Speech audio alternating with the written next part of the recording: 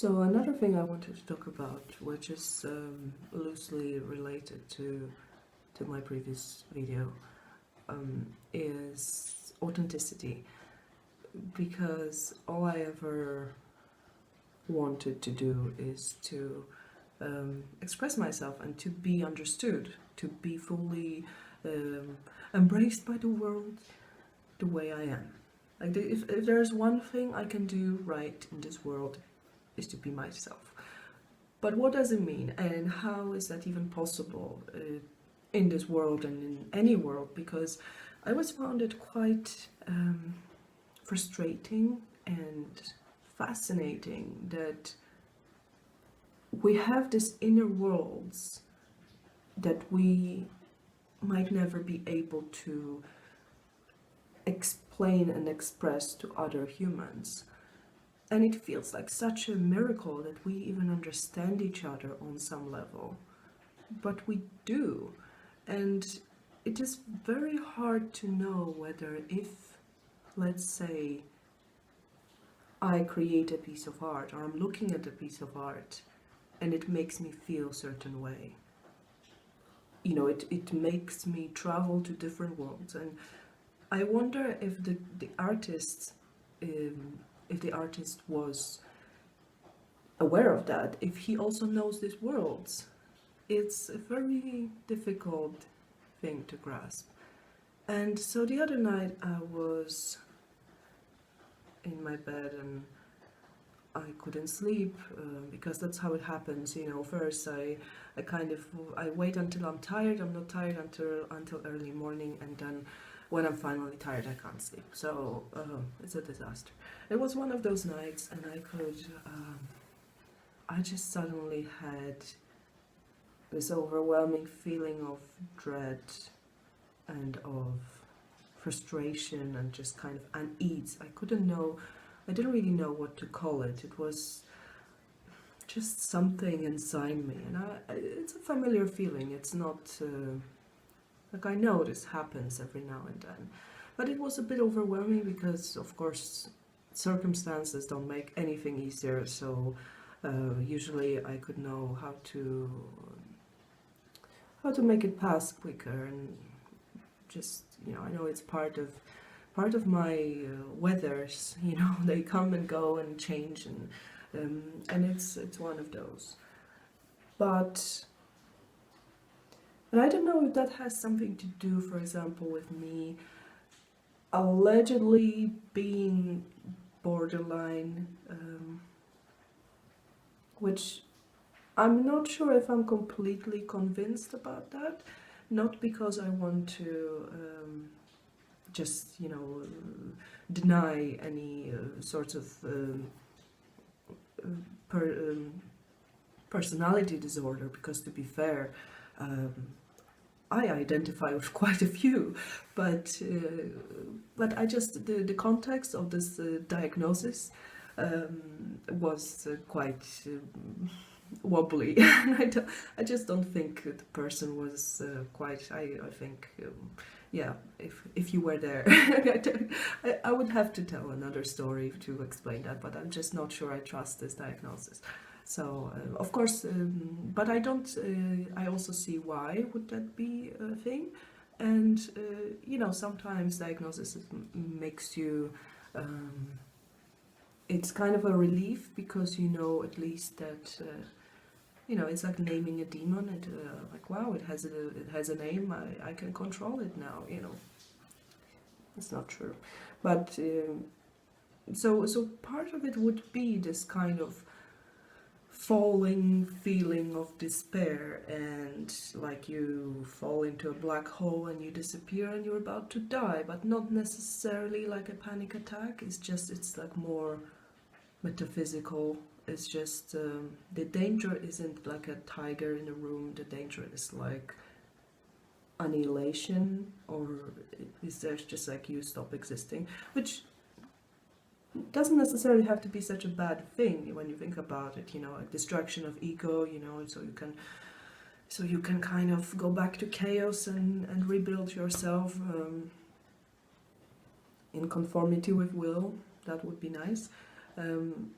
but yeah, it's usually not very pleasant, and people don't understand it, and that's what makes me it might make me act strange, usually impulsive and desperate and intense and just all sorts of nice things. So anyway, so it was kind of close to that. It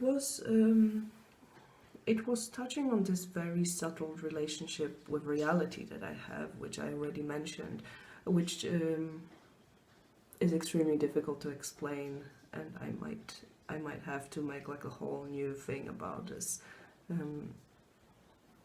whole new video, because it's really something I have to think about how to express, because it evades, it escapes the words. It's beyond words, really.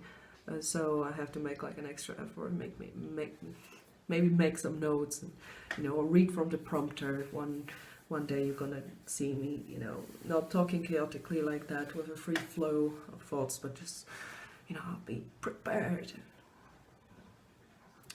I don't know if that will be good or bad, or people would be like, "What the fuck? Where's Alex?" So anyway, but that was kind of my point, that it was also caused by, because now I spend more time on social media because things, that's and what I notice is that I get upset with what people think or how they react when I see that the reaction, for example, is not it shows that somebody didn't pay attention to what I said, or that somebody completely missed the point of me, or they don't know me, or they have an idea of me that I don't really identify with, and it's very difficult. It's not just social media, it's everywhere. And I would often worry about what people think in a way, well, it might not be, it might be still the same thing, but how I see it is that I don't worry in a way that I want everybody to like me.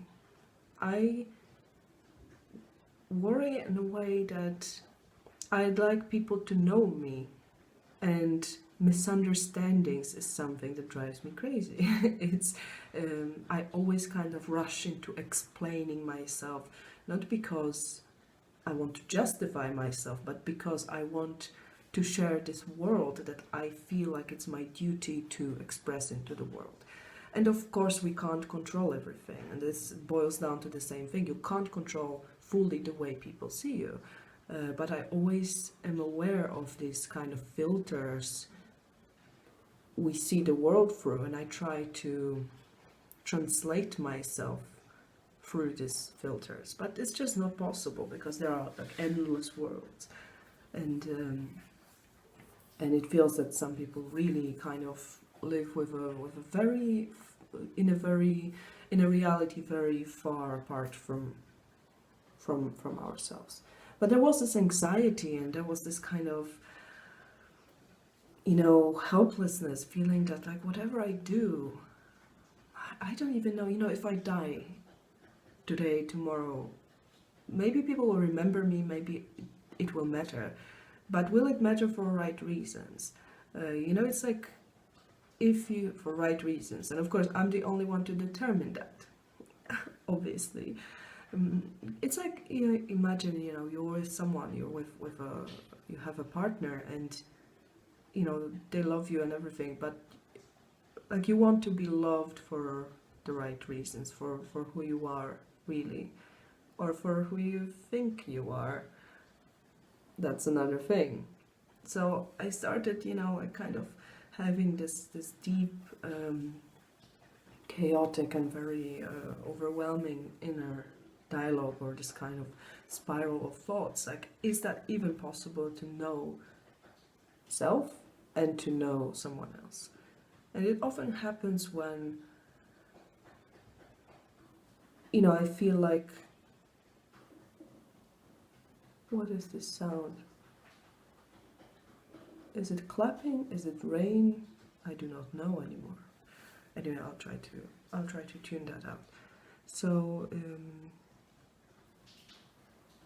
You see what's happening? I just completely lost it. It's like squirrel, and I'm just.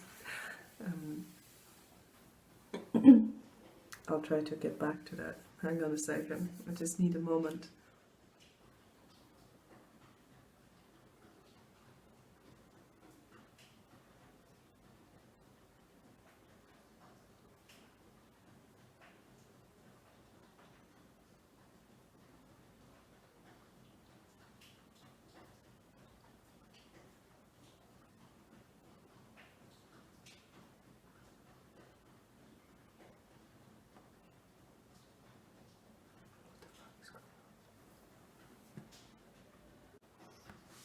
Okay, I feel I've got it.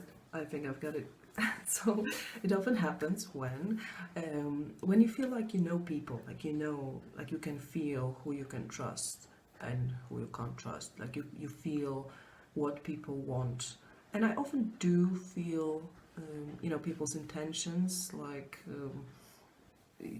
just I feel like I can read social cues, and I can feel emotions, and I know what people want sometimes before they know it themselves.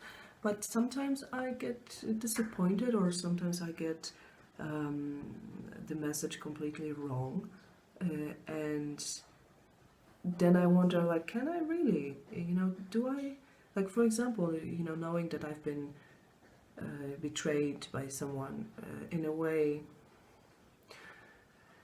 it often happens actually with some red flags that I just ignored. But there are maybe some less dramatic situations in which you kind of feel like you know who you're dealing with, and then you see like another face or another layer, and you're like, okay, like there are other things that I have no idea are going on with a person, and I wonder, like, is it even ever possible?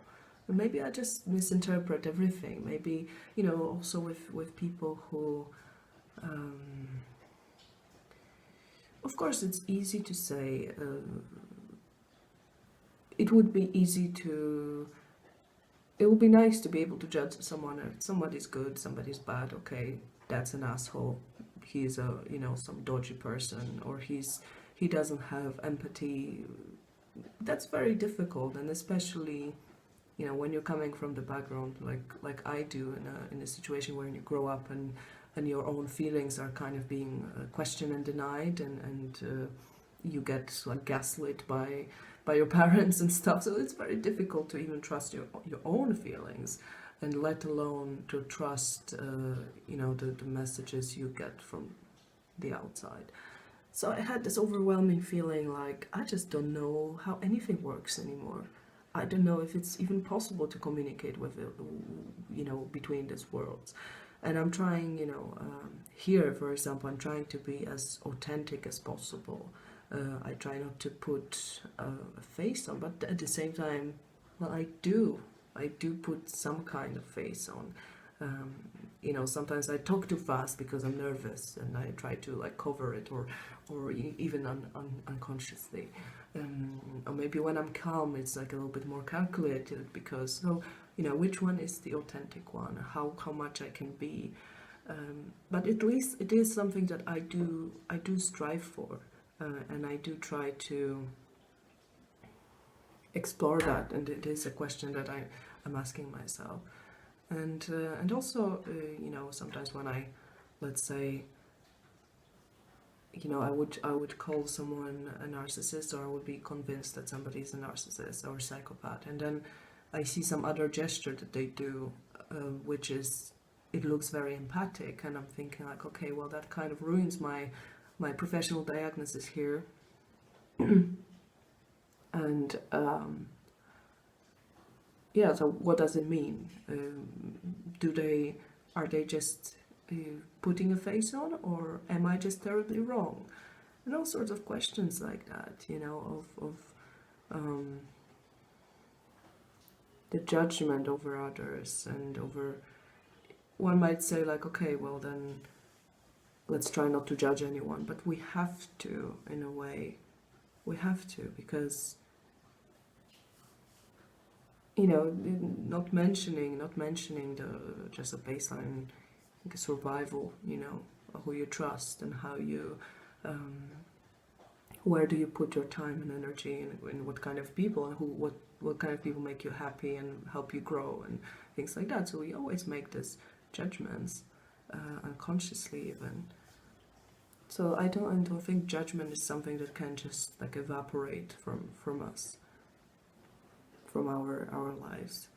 But how to make correct judgments, how to be just. And that's something that I always try to strive for. And then for example, I say something here, and then I realize that I don't think I expressed it in a way that corresponds to how I feel. So I kind of rush, like, okay, I try to cover my steps. And I don't think it's like just chasing my own tail, and that's why I repeat myself. I'm like, okay, maybe I'll say it better this time, which also led to me, for example, staying far too long in relationships that weren't also happy, because I thought that it's my duty to express my world to the other person, and if the other person doesn't understand it, it's probably because I failed at explaining it. And of course, you can only go halfway, because the other person has to meet you in this void between the worlds. Has to make an effort to understand, because to understand is not just a passive process, is it? So yeah, but I would often take a lot of that on myself, because I was kind of like aware of subtleties of human communication and how terribly wrong it might go. But now I'm kind of tired of this. I think I'm tired of explaining myself. I think people who are supposed to get me, people who are supposed to understand me, they do, and even when I make when I make mistakes, and when I can't express myself, when I have a shitty day and I can't even speak English anymore or any other language, I feel that people intuitively, in the end, they know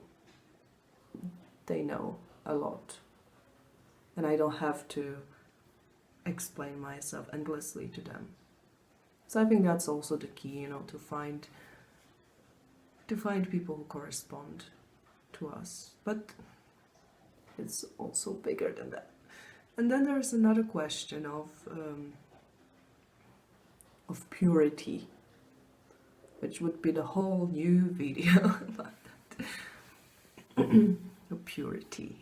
Why are we so obsessed about that? Or at least some are. And what is going on my head? That's going to be another video as well. That's a big mystery of the universe. I guess Lord works in mysterious ways. And this is how I'm going to end today. And I think about purity a bit more, and then I'll get back to you with teleprompter. Is that what it's called? Anyway, I have to eat now. See you around. Bye.